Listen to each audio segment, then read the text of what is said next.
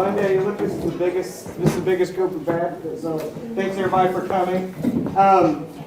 As you guys know, we do these meetings once a month training, catch-up meetings, whatever it is. I've been working on this a long time, but I wanted to do something more for you this month, especially going into this time of year where January to spring break is the hardest for you. So what I did, I brought in a ringer, so you don't have to listen to me talk. So hopefully you enjoy it more than our regular meetings.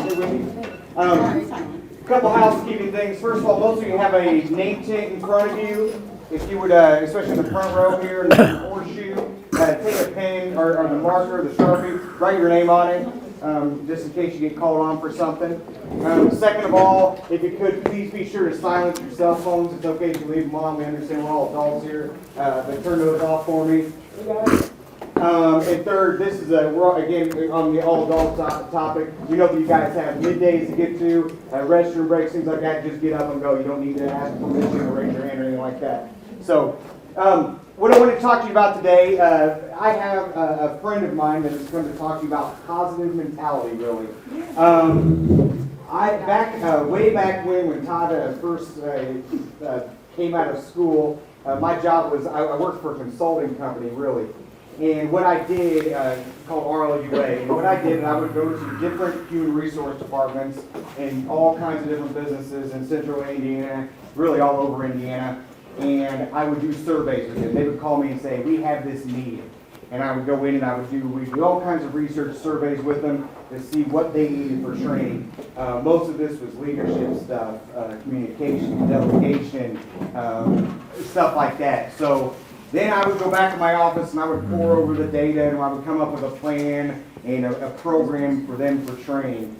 And I had a wonderful group of facilitators that I used, and I would use them. I'd go, this guy would be great for this. This lady's perfect for communication for this company. I would try to find the best facilitator, the best, and make the classes for these companies for corporate training. One of my absolute rock stars and good friend of mine was this man right here, Mr. Stoops. Lou was really a go-to guy. He could train on anything. His experience was really unmatched as a speaker and a facilitator. And every time he would go in, the companies would say, I need more of that. What else can I get? Tell me, give me more. So Lou is a professional trainer. He's a professional speaker. He's an author. There's his book right there, Positively Speaking. We'll talk about that later on. He's provided services to industries all over Indiana, really all over the country. Community corrections, banking, the Chamber of Commerce, insurance, education, multi-level marketing, healthcare, government, nonprofit, travel, affinity groups and associations, Rolls-Royce, Kroger, Ontario Systems, all these companies. I could probably name 300 companies just about that that Lou's been in front that I'm aware of beyond anything he's done on his own. He also was a regular for many years. I don't know if anybody remembers the Monday Morning Motivator on Fox 59, but that was Lou. So he would come into Fox 59, would have him on every Monday morning to help get you going.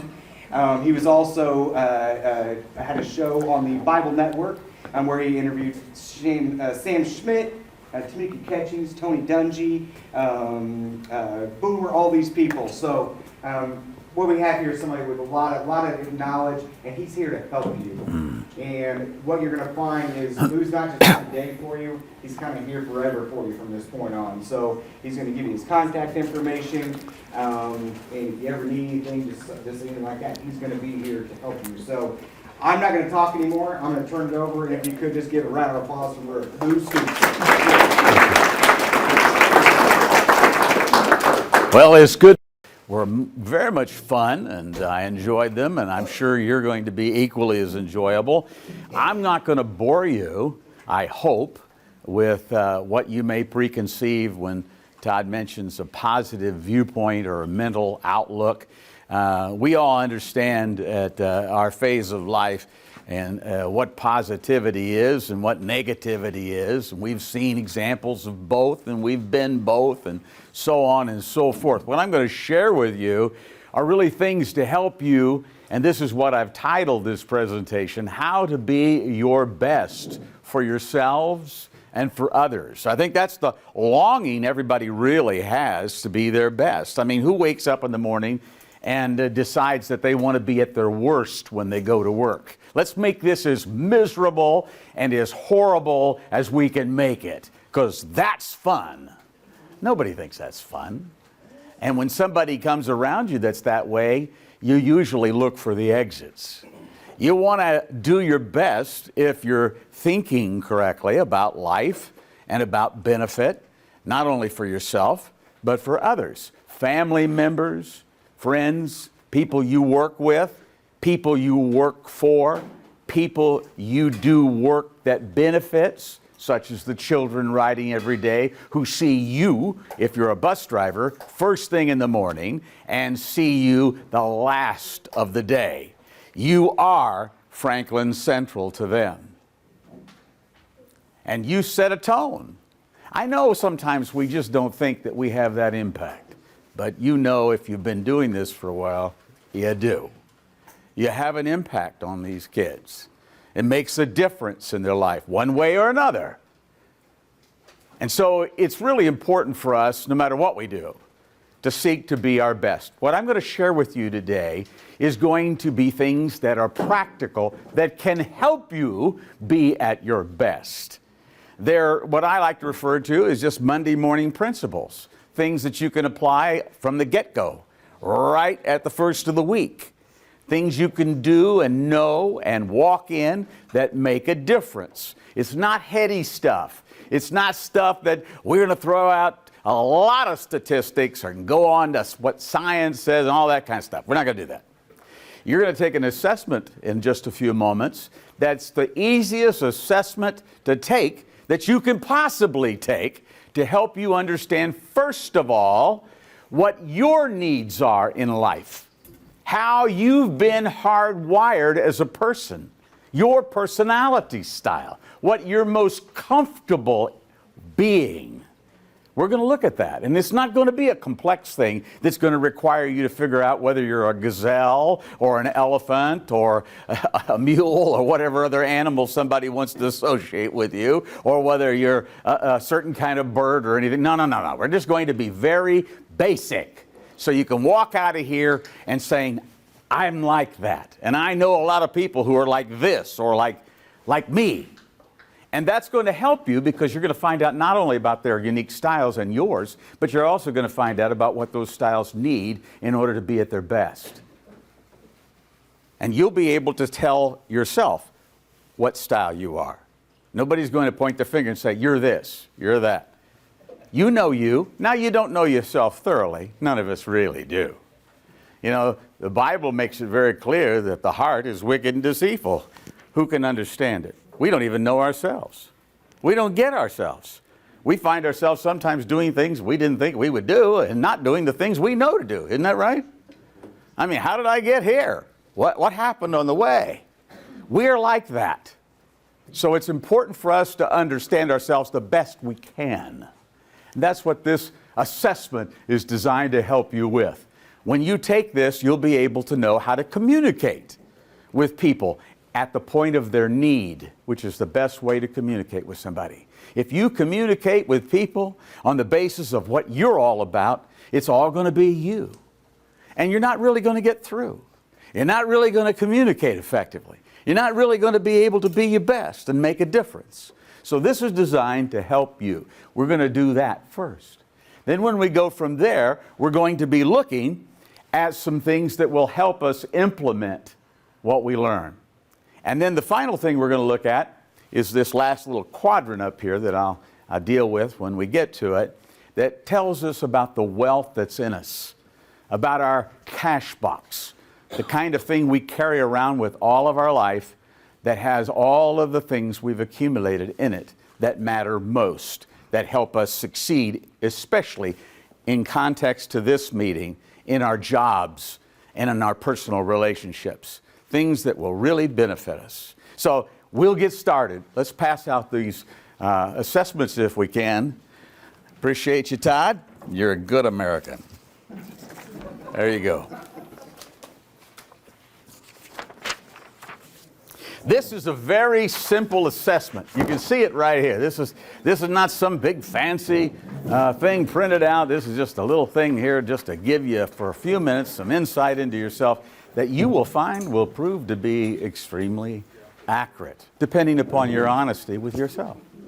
Now, you'll notice as you get this, and I want you to look at it, from left to right is how we'll start, and then from top to bottom is how we'll end it. Now that's just me putting that in your head before you get it and get a look at it, and then I'll explain what I'm talking about. Originally, this understanding or perspective about personality styles came into being through the observations of a man by the name of Hippocrates. We've all heard of the Hippocratic Oath in medicine. Hippocrates observed that people behave certain ways, and he narrowed it down to 4 primary ways, and he based it on physiology. Well, we've learned a lot since then, and it's not necessarily based upon physiology, but he was right about the 4 different types of personality in his categorization. And over the years, many different assessments have been used using what he observed, and they're very accurate. It's used in HRs all across the country.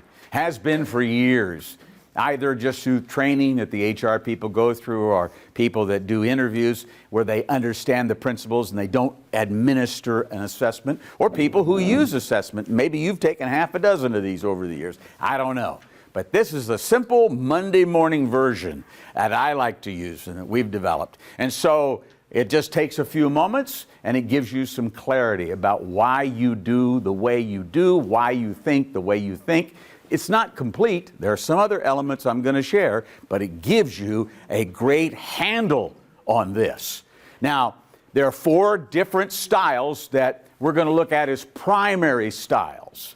And what you put down as your largest number at the bottom will indicate what your primary style is that you say you are most comfortable in operating in. If you've scored the highest in the column A, that means that you are a dominant style. Now, a dominant style is not the majority, but it is a very prevalent style. Now, on the back of the sheet of the assessment gives you the definitions of these styles and what their strengths are and what their weaknesses are. These things will, from this assessment, focus on your needs. What you need to be happy campers. What you need to feel like you are living your best life in a job or in a relationship or anything else that you deal with when it concerns people. A dominant is a person who likes to be in charge. It doesn't make a difference always what they're in charge of. It could be in charge of the room, as a room monitor or somebody who turns the lights on and off. They're in charge. Give them the keys. Let them be the one who gets things going. They like that. Or they might be managers, or they might be something else in a corporation. They like to be in control. That's their core need. Let's put that down, write that down. If you're a dominant, that control is the thing that really meets the ultimate inner need that you have. And when I say that, everybody starts saying, oh, you mean like a dictator? Well, it could be, because this is not the only thing that we need to talk about as far as needs as to what sums you up. We are also people who have values. And it is our values that serve as the filter for how we meet our needs. If you're a dominant, you may want to win all the time at anything you do. You want to be number one. You want to be the best. You play sports, you want to really slam and dunk it. Okay? And some dominants may have the attitude, I don't care if you get in the way, I'm coming through. You get hurt, oh well, shouldn't have played. Okay? That's one way to look at it, isn't it? That's the value that dominant has as to how they exert their need for control. Another dominant might look at it and say, I want to win, but I don't want to hurt you. I don't want to do it at your expense. Everybody does their best, and we'll see who comes out the winner in this. You understand? Values filter how we do what we do. We get values from culture. We get values from our family, our parents, our siblings. We get values from a lot of different things in our culture, like the music and the things we read and so forth, good or bad. And so it's important to examine your values, which is too extensive to do in a session like this. But you understand that you have values. Everybody has values. What are they? Think about your values.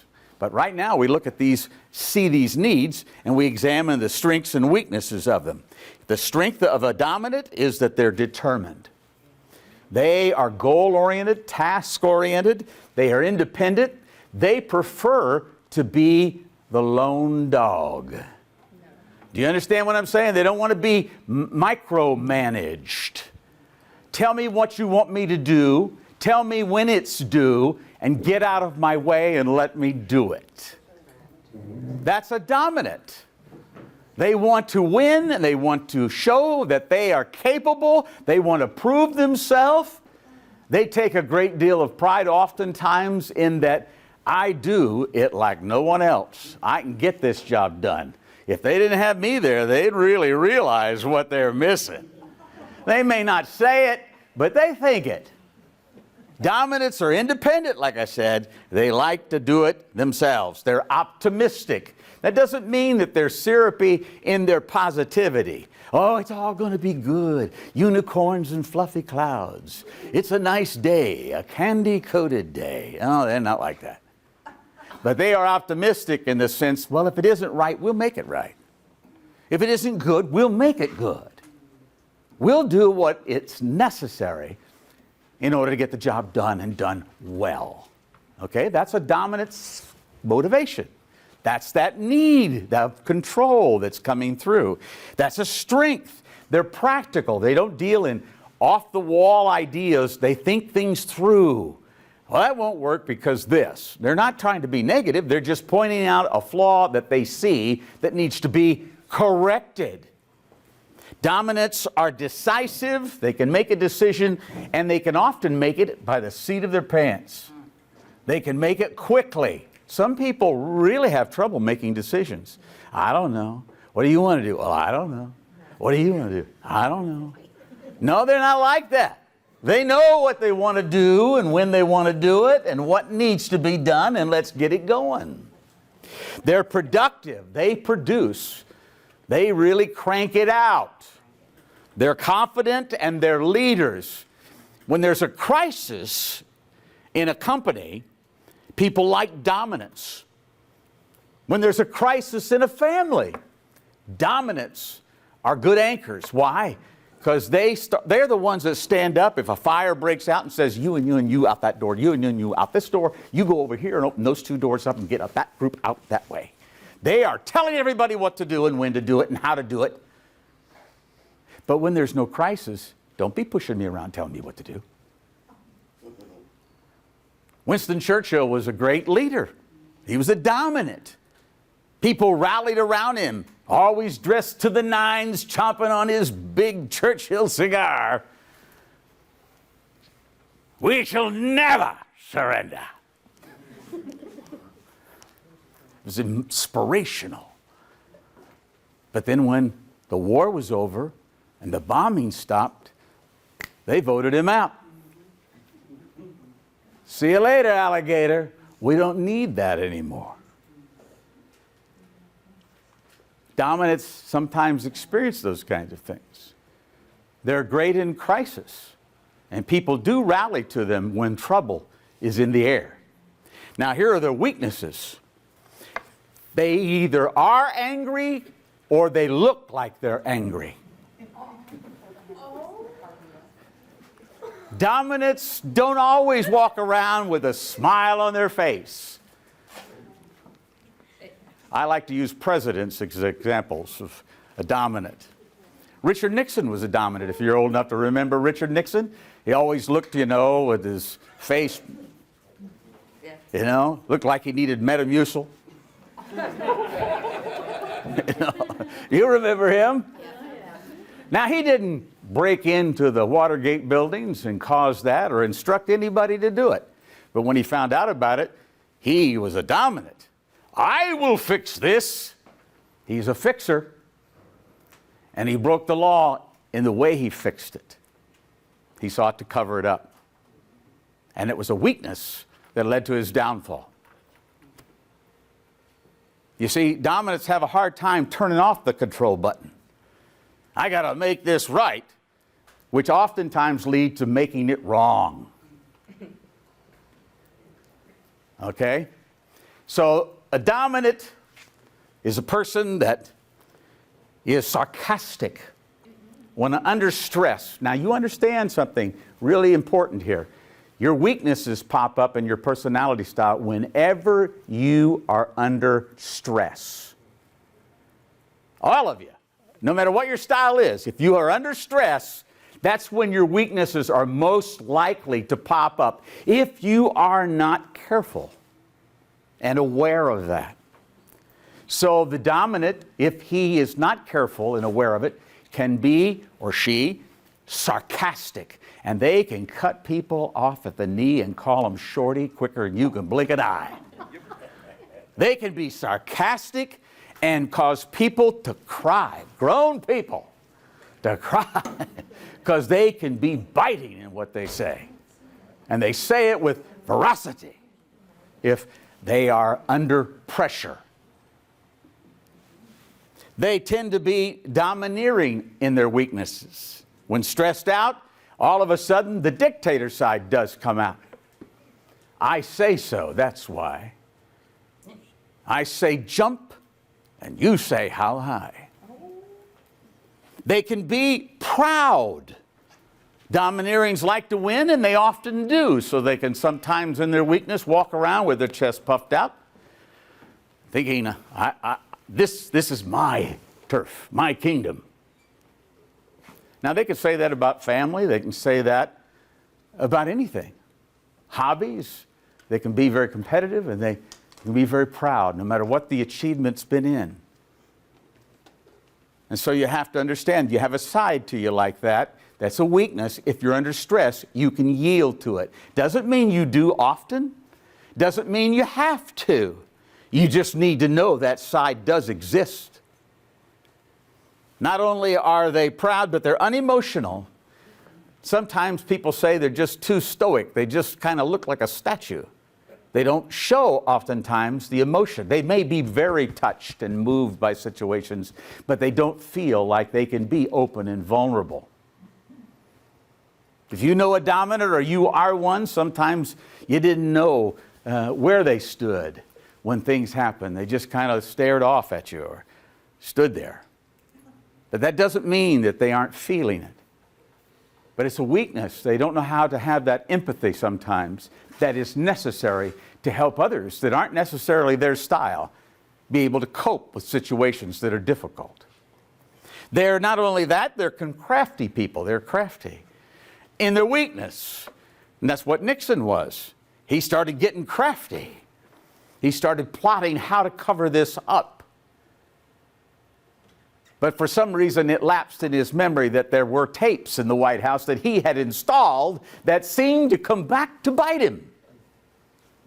So the craftiness didn't quite work because he was a fixer and had to fix things. He came up short. They tend to be, in their weakness, self-sufficient. The biggest mistake, I think, that dominants can make is thinking it's all about them and they are the cause for all successes. It's not true. Dominants need to understand, especially in a context like you're in, that everybody, every one of you, contribute to the success or the failure of this organization. Isn't that true? I mean, you make it or break it, right? No one person is the standalone person. Everybody works together. But they get self-sufficient sometimes in their weakness. If it weren't for me, and they carry that to an extreme. This self-sufficiency doesn't cut it. We need each other. In fact, good managers and leaders that are dominants learn something very important. When you go to staff your organization, staff to your weaknesses, not to your strengths. If you're a dominant, you don't need 5 or 6 other dominants. Do you understand what I'm saying? But you sure need some of these other styles because they bring to the table what you do not innately possess. You need their input to know certain things.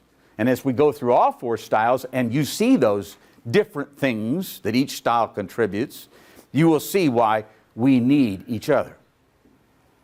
It's not wise to get a bunch of yes people that fit right in with us than the way we think to be our team. They can be very cruel in their weakness. So that's a dominant. The next style, if you are the letter B in your highest score, is an influencer. Now to the left, you see those other names. That's what Hippocrates called these styles. This is a new style name, and it's part of what is referred to as the DISC model that this is based on as far as determining personality styles. The influencer is a talkative person. They've never met a stranger. If you want to jerk their chain, tell them somebody in the room doesn't like them, and they'll go right over to them and start shaking their hand and smiling. My name, hey, how you doing? To win them over. They're talkative and outgoing, friendly, never met a stranger. They make great salespeople. They make great receptionists at the front desk. They're people who are your people. If you need somebody to soften things, they are the person to get because they know how to talk. And they're friendly. And they're not afraid or timid. They're not shy. Their strengths are that they're outgoing and enthusiastic. They look at every day as a beautiful sunny day. They tend to. Isn't it a great day? And you're there ready to pull the covers up. You don't want to hear that necessarily, maybe. But they're very enthusiastic. They're very friendly. In fact, you think when they're talking to you that you guys are going to be best buds, forever friends, because, they really, I could tell they like me. And then you go over to them 10 minutes later, and they don't even remember your name. They've moved on. They're warm. They're carefree. They're compassionate and personable. Presidents that were like this, one that comes to mind is Bill Clinton. Bill Clinton was an influencer. People say when Bill Clinton talked to you, you felt like you were the most important person in the room. Remember when he said, "I can feel your pain"? And everybody thought, oh, he's so sensitive and so... And then he walks away and forgets who he was talking to. Because he is an outgoing guy. And so you see that kind of temperament, that kind of style. They make great people to put in charge of the birthday parties of everybody in an organization. If you're around them, a conga line might break out at any moment. You know, it's a party. They love to have fun. That is their core need, fun. If you want to see an unhappy influencer, you give them an employee handbook to read and set them in a cubicle, and then at the end of the day, you'll come back and they'll be in a fetal position dead. It will have killed them. Especially if you say, now don't leave the cubicle today. Because they're going to want to get up and walk around the other cubicles and say, how's it going? They're going to want to visit with their neighbors. Do you remember that in school? Don't be talking to your neighbor. Keep your mouth shut and your eyes straight forward in the class. Because they are friendly and they want to visit. They know lots of people and they want to know more. You see, the difference between a dominant and an influencer is this type of person is drained by being around people. They can be around people all day, being in control.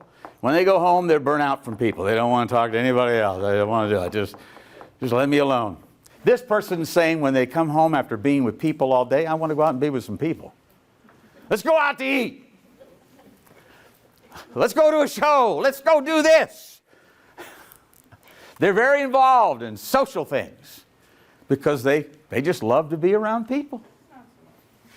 So you have to understand that they're motivated by these type of things. Now, in their weakness, they can be unstable.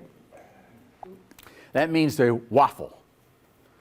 They say too much. They overpromise and underdeliver, which makes them appear to be very undependable. Because when you say, can you do this for me? Can you get this done? Oh, sure, no prob. I got this. And maybe they do, and maybe they don't. But they don't want to disappoint. So in that moment, which they're living in only, yeah, no problem.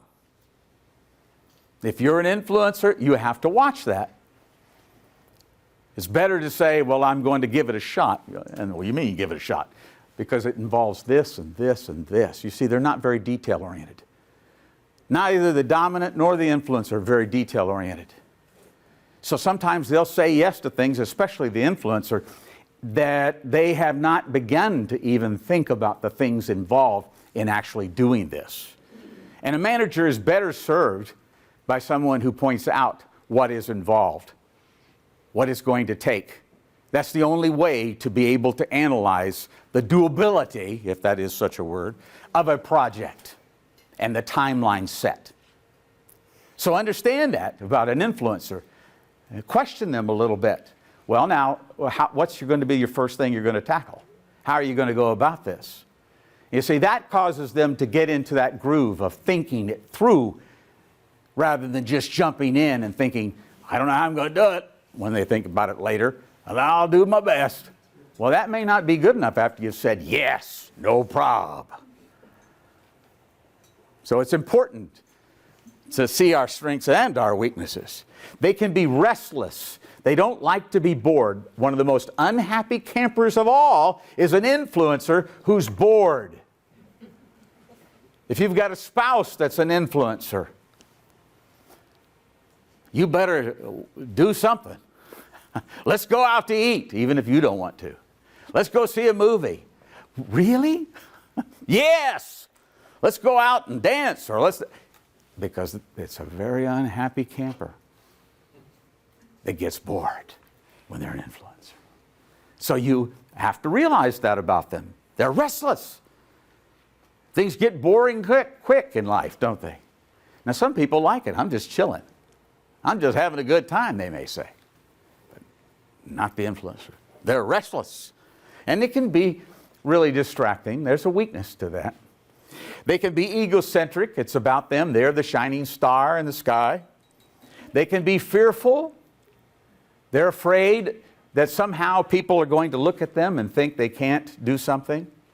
They are generally very high achievers because they are very fearful of not being. Undisciplined, that's where they get caught up in overpromising, and then they're not disciplined to carry it through sometimes under stress.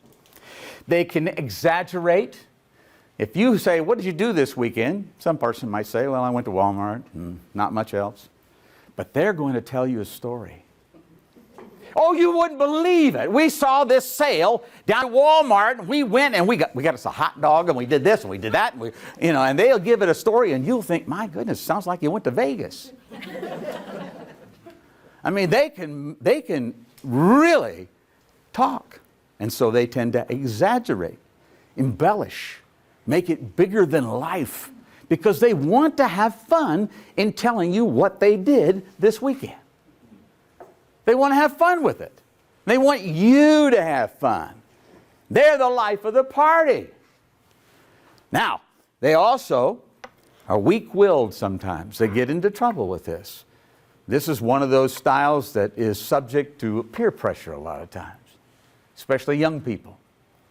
They want to have fun, and they don't want to be someone who isn't fun, and so they might go along with things that they shouldn't go along with. And they can be loud all the time. They tell a joke and it's funny, but it isn't belly laugh funny, but they have a belly laugh for you. They're loud and they want to make themselves known. I am here, like Horton Hears a Who. I am here, I am here. They want everybody to know it. Pay attention to me. That's when they're under stress, when all of these things that I've just mentioned are squeezed out. They're not like that all the time, but that's their weakness when under pressure, when stressed out, when not aware, self-aware. Then you have the steady. That's this style here. A steady wants peace. Steadies like peaceful surroundings, peaceful relationships, peaceful workplaces. If you want to jar their cage, you make it very conflicting. You produce conflict. You create anxiety. I used to have a secretary that was a steady, and I'm not. So I would say things like, I need this by 5 o'clock. Matter of fact, and then I'd walk away. I didn't wait to see any response. You know, in a weakness, I have decreed it. You know, that doesn't go off well. And that would rattle her cage. She was a nester. Steadies are usually. They're very much homebodies, family-oriented. This was going to have to go beyond 5 o'clock to get it done before the end of the day. This was going to take some real effort. And so consequently, she could only think of, I'm going to be late, the kids are going to be home from school, my husband's going to get home, and we were going to go out. And all those things are flashing through her mind, and she's being filled with anxiety. She likes peace.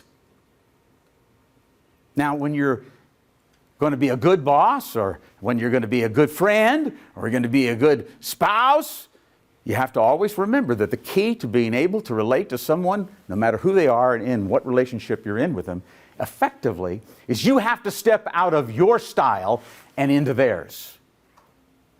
You have to step right out and notice that she is peaceful or he is peaceful, and you may not be, so you start speaking in ways that resonate with them.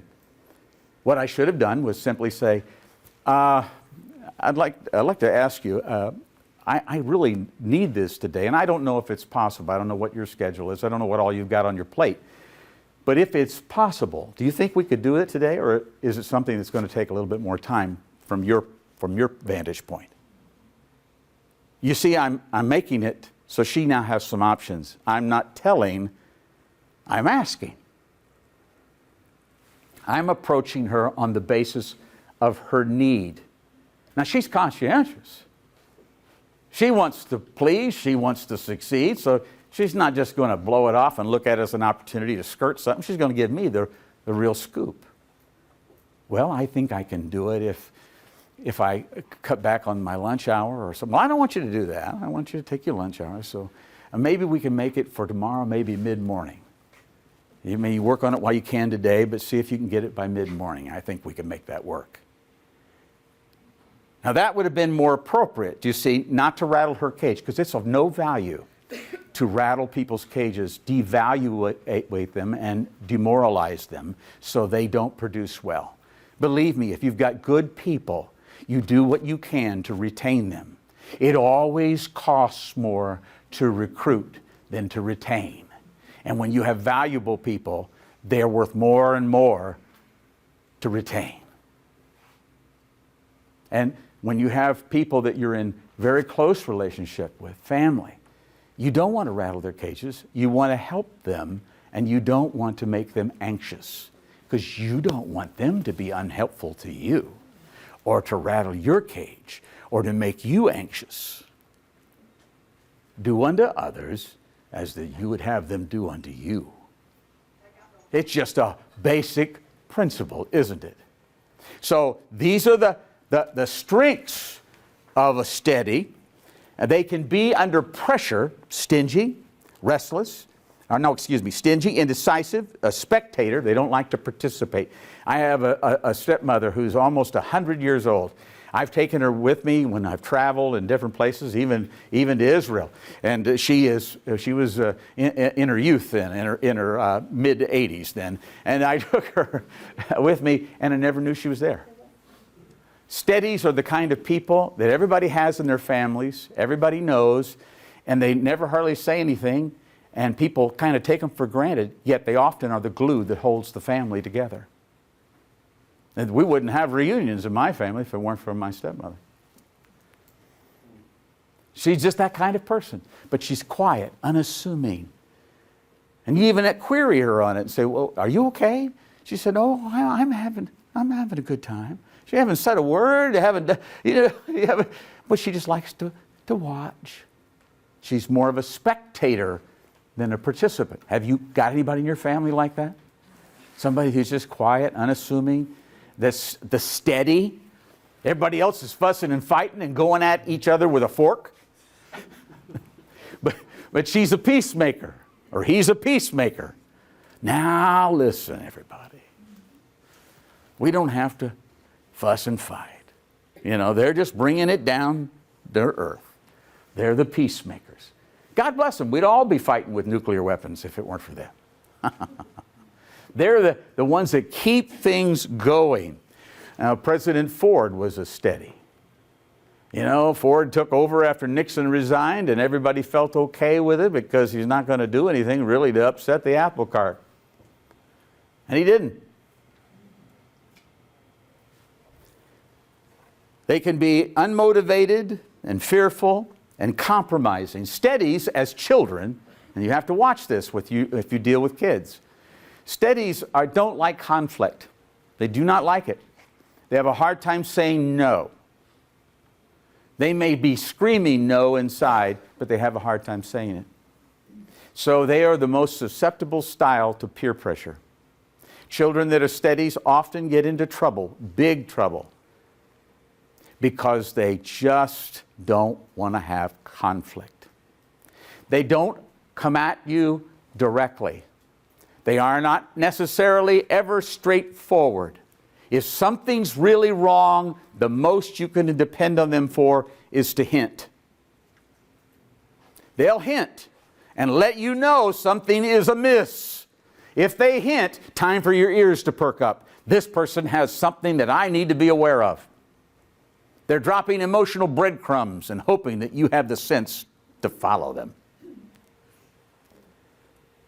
Something can be very wrong in the organization. They know it. They don't want confrontation. So you have to be sensitive to when they're hinting. Now that's not necessarily the most favorable thing, but under stress, they don't want to upset everything. They don't want to make a wrong charge on anybody. They don't want to get involved. So be aware of that. And then there is the cautious style, the final one. This style, let's see. They have a need for perfection. You see their strengths here: gifted, analytical, sensitive, perfectionist, artistic, loyal, idealistic, self-sacrificing. They come across as very noble. Their favorite word in life is why. No matter what you say, why? Why? And if, it can get grating, but they want to know. And it's not because they're being smart alecky. How many of us look at people who constantly say why as just really trying to rub us wrong? You're irritating me. As parents, we do this with our kids. Why? Why? And what do we say? Because I say so. That doesn't fly in life. But what they're wanting to do is develop the parameters of what it's going to take to do a good job. And they're looking to you when they say why for those parameters. They're looking for answers to do a better job.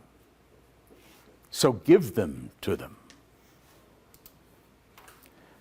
They are very analytical, as I said, with a strength. It's a good thing, because you want your surgeon to be a cautious. You don't want them taking out a kidney and then just go ahead and take out the spleen because they made a mistake. You want them to know what they're doing. They're very analytical. They get the scoop on what the real problem is. They think it through. They look at it from all angles. That's their tendency. They make great accountants. They make good lawyers. These are people who get into the details. Now, you want to make them happy, stick them in a cubicle with an employee handbook, and you come back at the end of the day, they will have written a ream of notes on what they've read with recommendations. Because that's how they look at things. They get jazzed by that. So you have to understand that about them. So don't be surprised if you've got a cautious kid who's always asking you why and who's always giving you factoids. Trying to say, did you know? And they give you some real weird factoid, and you just say, well, that's nice, go sit down. Is there very much, that's their world, that's how they travel. Their weaknesses are they can be moody, they can be negative, they can be self-centered, they can be unsociable. They're more like the steady in that sense, in the sense that they generally are spectators rather than participants. These are the people who stand alongside the wall at a company gathering, and they don't talk to many people, they just watch. Now, if they're talked to, they can be very sociable. They're not being antisocial. But they tend to pull away. And under weakness, this particular style can be unsociable because they get moody in stress. They can be impractical because they are so detail-oriented. By the time they get through examining all the trees in the forest, they forget that it was a forest. They're so caught up in the minutia of detail, they don't see the big picture. Under stress, they tend to do that because they do not want to be wrong. They want to be perfect. This style is more prone to procrastination than any other style.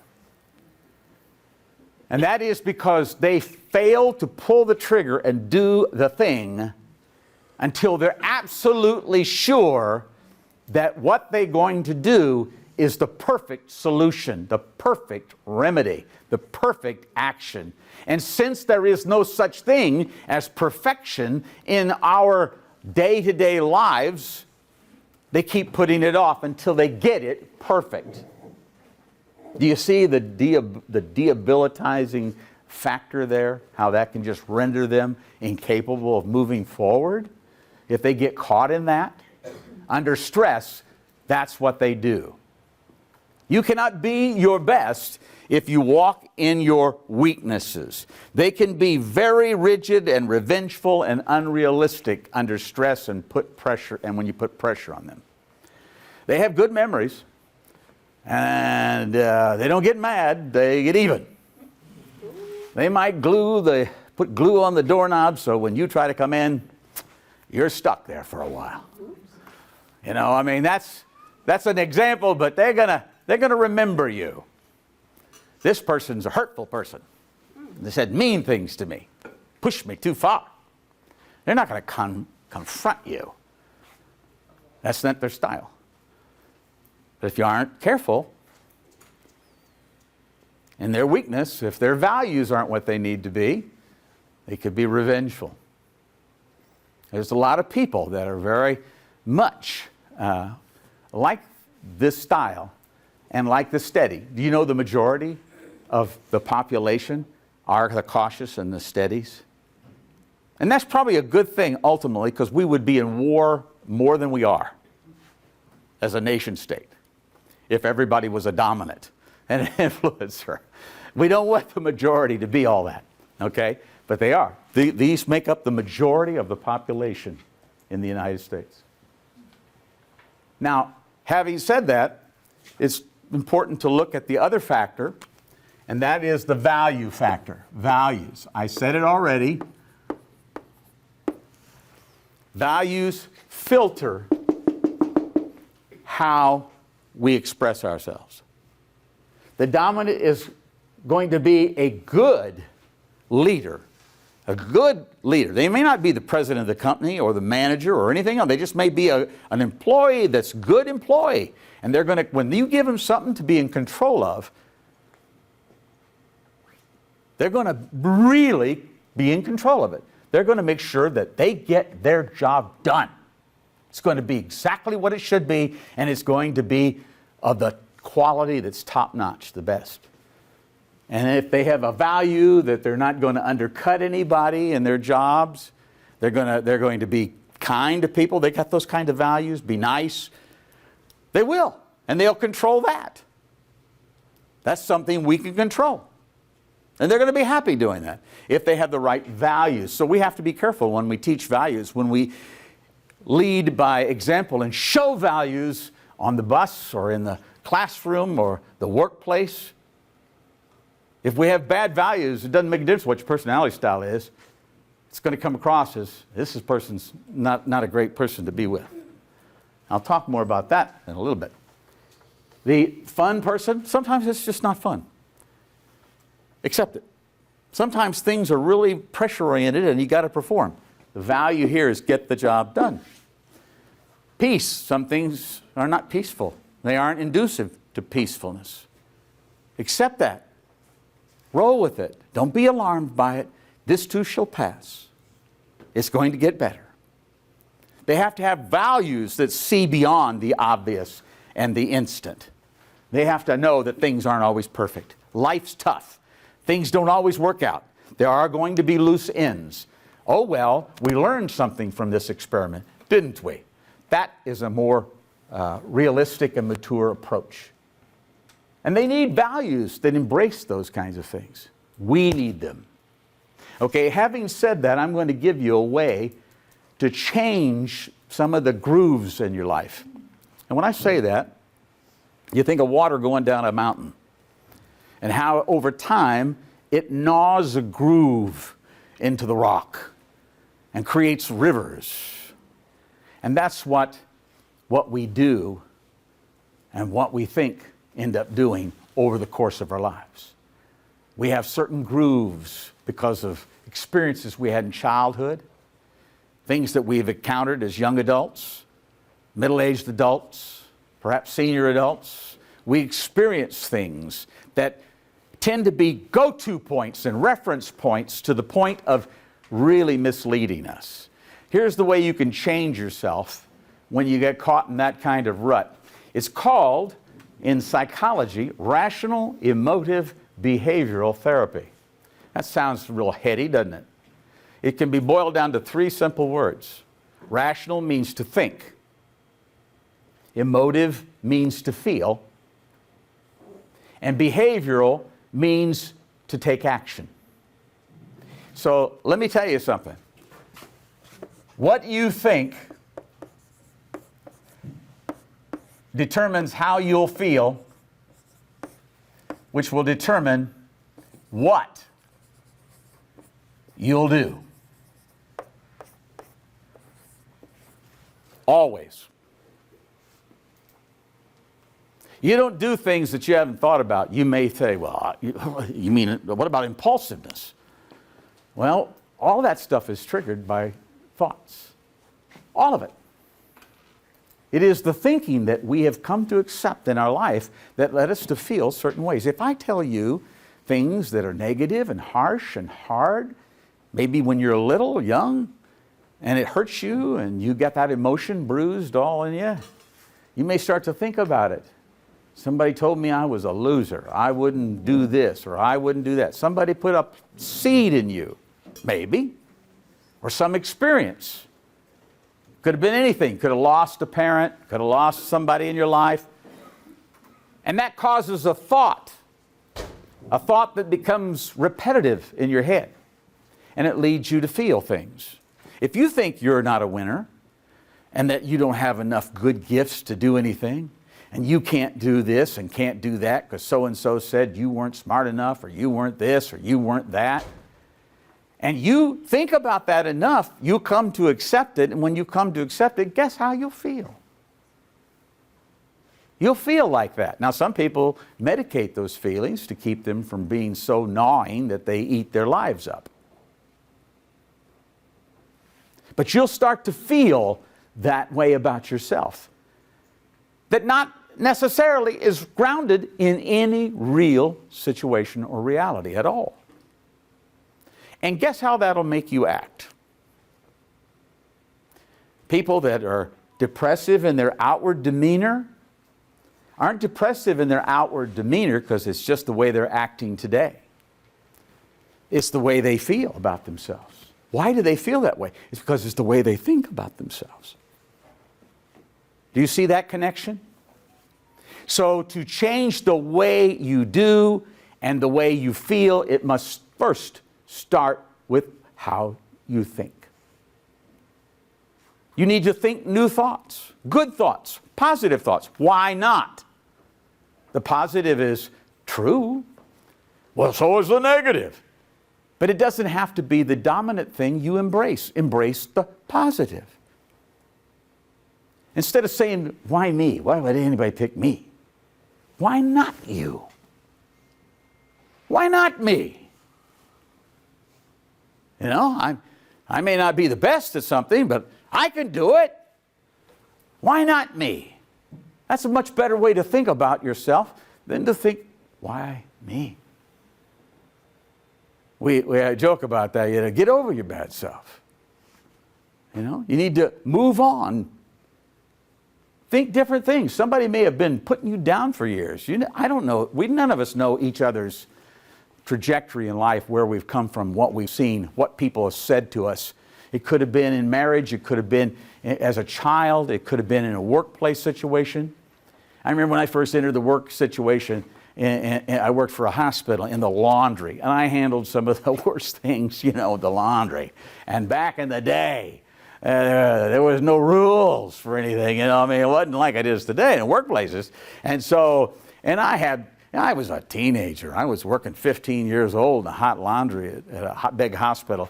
And I had longer hair then, you know. And it was, hey, hippie boy, you know, that kind of stuff, you know, and thinking I was this and that just because I had long hair. And they would just make fun, and you're not going to, and these were the bosses. You know, they were seasoned men, and I was just a kid who didn't know anything. And those things can really affect you. And what's the point? It's the point that makes you feel better, but it doesn't make me feel good. You're funny. You're so funny, and you're so smart. But you make me feel like I'm stupid. Now, if you think about that, guess what you start to feel like? Over and over, because you keep thinking it.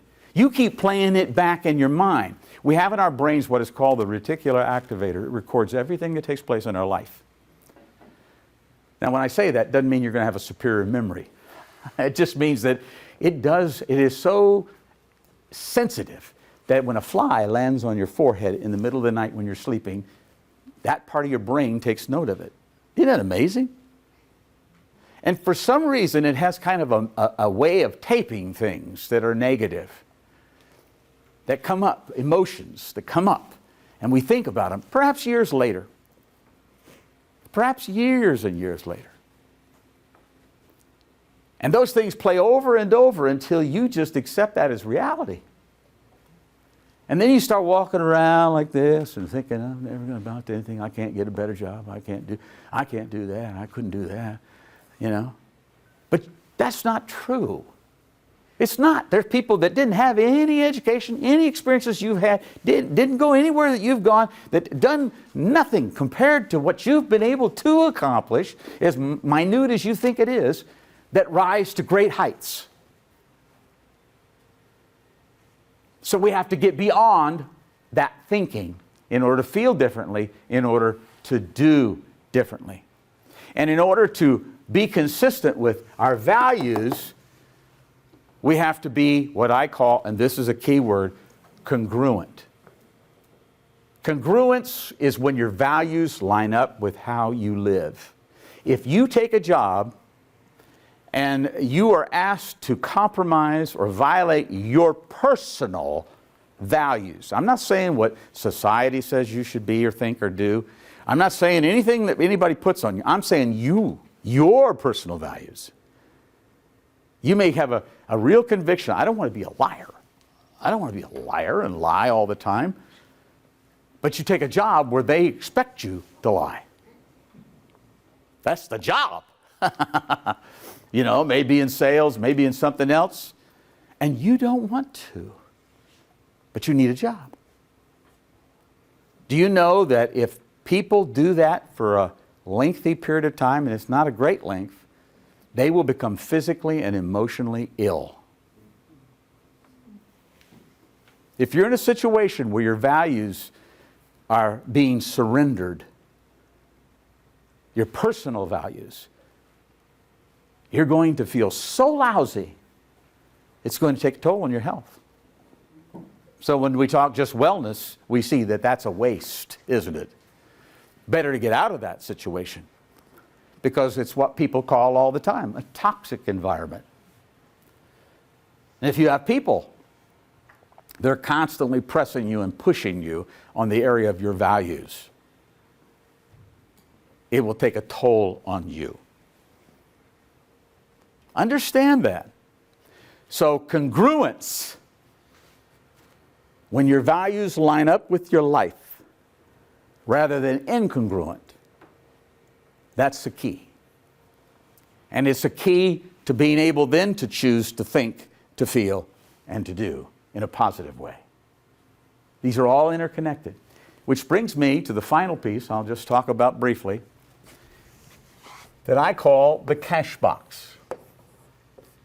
Now, this is a tool that's used in some sectors of the business world, not many today, but they need to, that measures the value of what people bring to the workplace. When you think about your values that you bring to a workplace, you usually fill out an application and list things, and you have a resume that lists things, and people look at those and they make determinations with an interview as to whether you're worthy to hire. But that's not enough. The 4 letters of the cash box stand for knowledge, attitude, skills, and habits. Those are the 4 things you bring to every situation you encounter. You have certain knowledge that you've accumulated, and it's vast. It really is. I remember learning how to tie my shoes for the first time. That was new knowledge to me. I remember taking, and it was very hard. It took me a while to get it. I wasn't exactly the quickest. Taking the strings, crossing them over, already I'm tied up. Dropping them and catching them and pulling tight. Making a loop, lassoing the loop, then poking the other string through a little opening in the bottom of the loop, letting go and grabbing the 2 loops and pulling, and voila, the shoe's tied. That's hard, isn't it? It was for me. But now I can stand on one leg and tie my shoes and talk to you. That's how knowledge is. It's hard at first to take in, and then it becomes easier as we accumulate and assimilate it. Now think of all the things you have knowledge of. All the things, from cooking to baking to whatever. I mean, how you do your jobs, all the things. You know a lot. All of you do. You know a lot. So you're pretty wealthy in that section. And you have attitudes, good or bad. You have attitudes. And they probably trip you up sometimes, but you have them. And those attitudes were gathered from your home life. Isn't that right?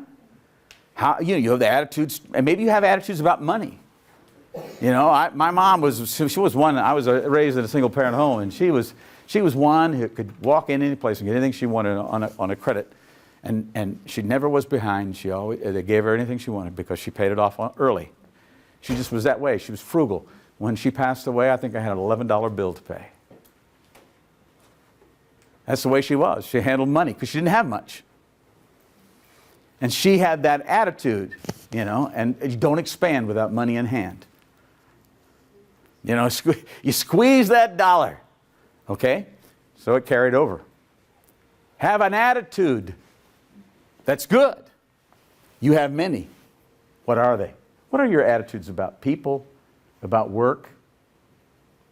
Look at that and examine it. Your skills, like your knowledge, you have a lot of skills. And you have a lot of habits.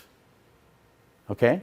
80% of the people that are hired today on the basis of their resume their application and their interview are hired for knowledge and skills. Isn't that true? Think about it. Well, 80%, that's true. But think about it. When somebody interviews you, that's all they go by. They just look at your skills. So you're familiar with Word. Yes, I'm very proficient in Word. You say things like that, you know. It's all about the skills. And, oh, I see you graduated from such and such a school, and you went to this high school, and you did this. And yes. Oh, that's good. And they interview you, and they ask you some questions about these things. And now, when was it that you worked there, and what was your title, and all that kind of good stuff. But they don't know how to really approach the subject of attitudes and habits. 80% of the people are hired on the basis of knowledge and skills, and 80% of the people in any work situation are fired because of attitudes and habits. Think about that. Now, most of us don't think about our attitudes and habits when we go to look for a job. And if we were asked, well, what kind of habits do you bring to the workplace? Like a deer in the headlights. What do you feel about this? How would you act in this case? See, they do some of that, but not enough. And we stumble. We don't know how to respond because we don't examine our attitudes and our habits thinking they're not that important. That's my personal business. Well, no, it isn't. It shows up in the workplace. It does show up. Attitudes toward other people, towards authority, towards the significance of your job, habits, being punctual or being tardy. I worked in the RV industry for a while, some years ago, and we had a mechanic that was excellent. The man was loaded with knowledge, loaded with skills, and he could fix anything. But then one time or another, after a while, he'd just get tired, and he would decide in his mind and heart that he's going to take a break. And he'd disappear for 2 or 3 weeks. Not a word said to anybody. He just didn't show up. We didn't know if he was dead, if he won the lottery. What's the deal, Lucille? He's gone. And then he'd show back up as if nothing had happened. Or we'd hear he was in jail in Kentucky or something because he got on a drunken binge. He was obviously dysfunctional, but his attitudes and habits got him fired. But he had the attitude, I can do more than all of these other guys. And he wasn't wrong. You've all worked with somebody, maybe in life, that there was no question they knew exactly what they were doing, how to do it, and to do it well, but nobody could stand them. They had the rottenest attitude about everything. Their habits were awful. They didn't have any kind of guardian over their mouth, and whatever they were thinking came out. And they didn't care if you were waylaid and wasted as a result of what they said to you. Because they were secure in their knowledge and skills. But you weren't crying if they were asked to leave.